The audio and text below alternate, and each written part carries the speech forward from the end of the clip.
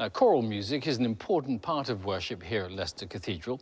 Radio 2's prestigious Young Chorister of the Year competition for 2015 will be launching soon. If you're interested or know someone who might be, details of how to apply are on the BBC Radio 2 website. And here to inspire you are the current Young Choristers of the Year, Tom King and Helena Page, singing "The Lord Bless You and Keep You."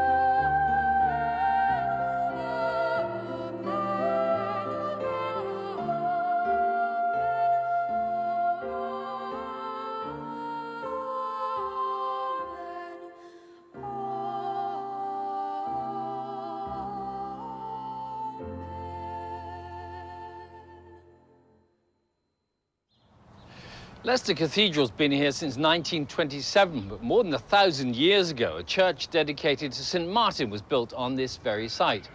Over in the West Country, though, are the remains of one that's even older, as Josie has been finding out.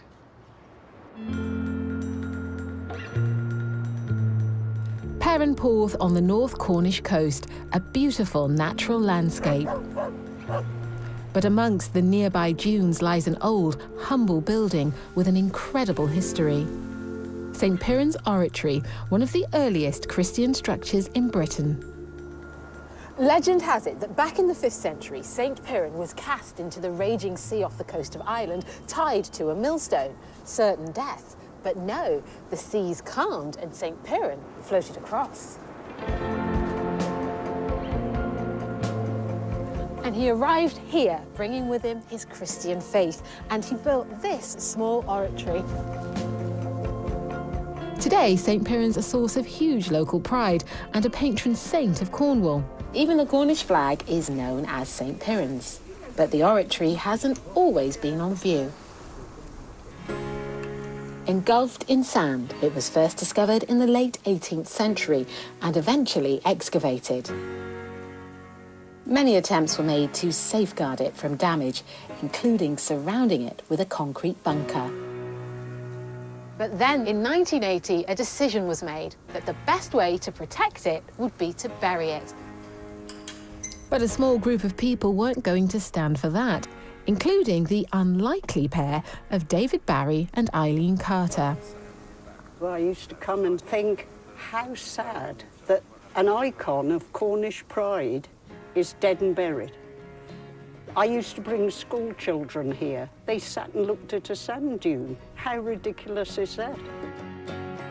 I really do feel this is a potentially important point of pilgrimage for every Christian faith, because it was built before there was any denominations between them. Yeah.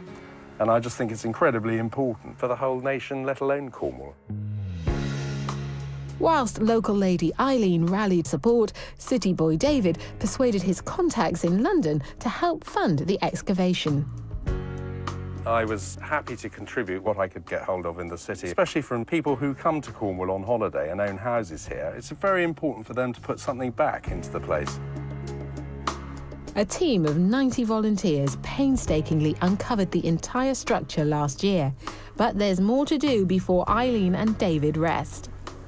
Our next phase, we hope, will be to drain this place.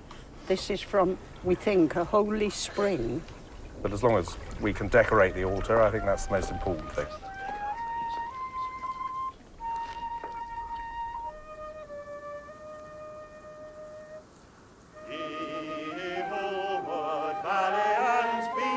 Such is the local pride that a congregation of about 200, including the bishop, have trekked over for a service to St. Piran, led by Reverend Caspar Bush. In a way, we still can't quite believe that it's accessible again, because we knew it was there. We just had to take people's word for it. Yeah. That speaks very powerfully to me about how the church has been there through the centuries. And still, we are part of that same church